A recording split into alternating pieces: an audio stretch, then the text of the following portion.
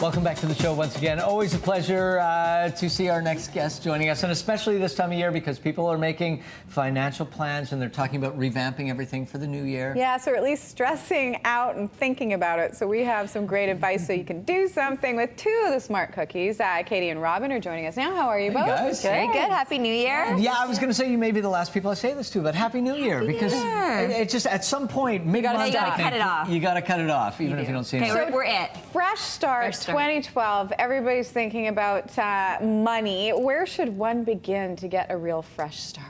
Well, so where we're advising people this year is don't forget about 2011 because you may have made, I know myself, over the holidays, I cannot handle the amount of sales. I buy things I don't need because there's such good sales.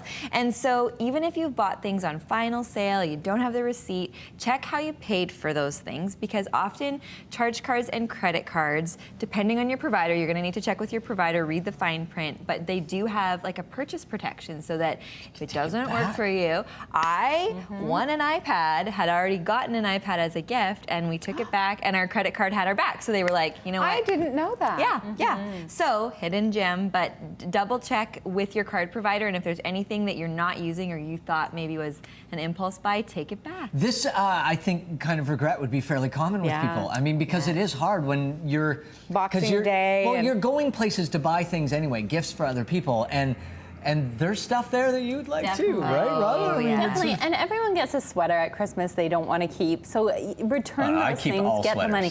Yeah. Just In give my it to life, Mike. There's no such thing as a sweater. Okay, taking care of old business, cleaning the slate. I guess that's what we're talking about here. Exactly. Yeah. Any other tips on that one? Well, you know, once you've checked with how you, and that's, I mean, it carries forward into this year, and that look for how you pay for things. We talk about this all the time, but we've really gotten off the cash system. When you're putting things on a credit card, now pay your credit card off every month, but when you're putting things on a credit card or a charge card, you're earning points often. It's helping build your credit if you've had some credit issues.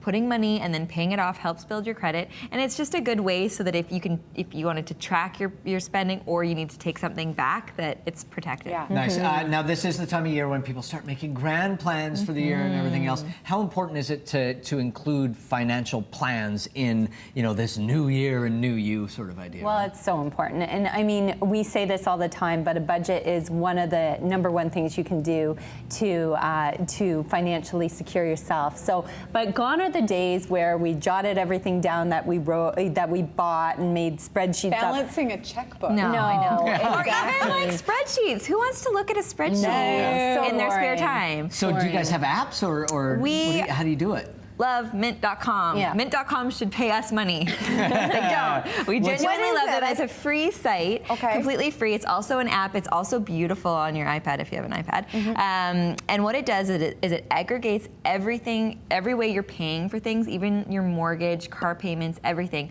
all in one place. And then it makes little pie charts and little thermometers. Love pie charts. And it's all in real time. So what's cool is it's smart and it knows you bought something at Chevron, you bought will something Mint trigger you? Is that the one you guys have talked about before? It'll send you emails and you have little to set pings it saying, up. hey. So you have to go in and create your own budget, but then you set alerts. So you say, I only have $200 this month for eating out. So for people like me that are really bad with budgets, it will send you a little alert. An alert. Exactly. I had a girlfriend though that I set up on this, and she's like, I hate Mint.com. It always emails me to tell me I'm over my budget. I'm Robyn, like, that's the first time that you guys did this, I mean, way back when you guys were doing your own group and everything else, how surprised were you by how you were spending money when you first started tracking it? How much of a shocker? We were so surprised. And the thing, we weren't surprised about how much we were spending on fixed costs. It was more the fun money, right? So how much you spend on eating out and clothes. Coffee. And and what we find is most people, if you say, how much do you think you're spending each month, double it, and that's what they're spending. Scary.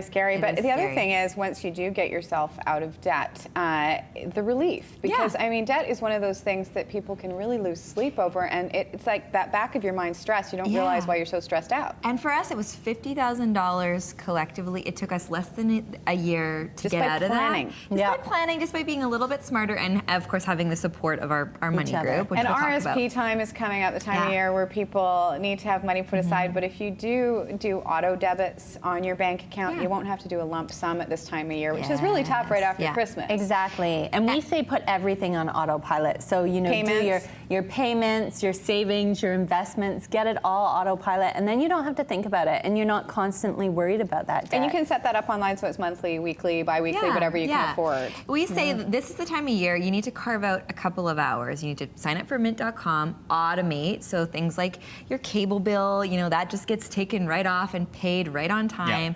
And then once you've gotten that all set up, savings, RRSP contributions, and then once you've got that all set up, start to comb through and say, you know, is this the best plan for me? And it's as simple as calling your providers and just saying, Especially look, with cell phones. Cell With my cell phone phones. provider, because a lot of people don't read cell phone bills because they're pages and pages long.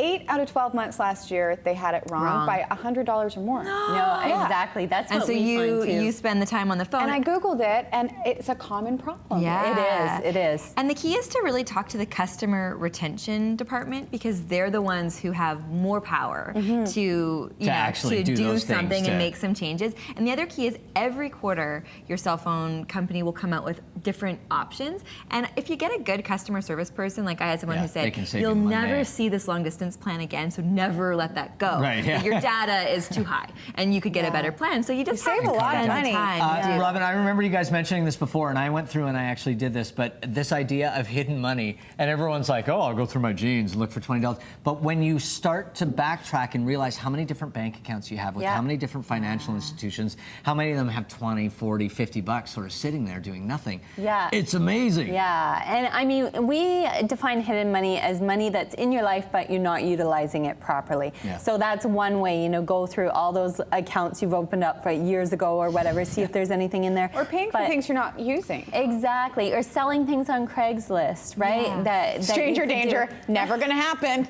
You're never gonna do it? Yeah, you do have to do it in a buddy system. I bought You got a something buddy up on yesterday. Craigslist. It's so easy. It's so easy. You just meet people in People. Just meet them in the alley. common places. So this is the advice from this. Just meet people on Craigslist. Totally cool. Totally safe. Don't ask any I questions. make my new We're friends. kidding.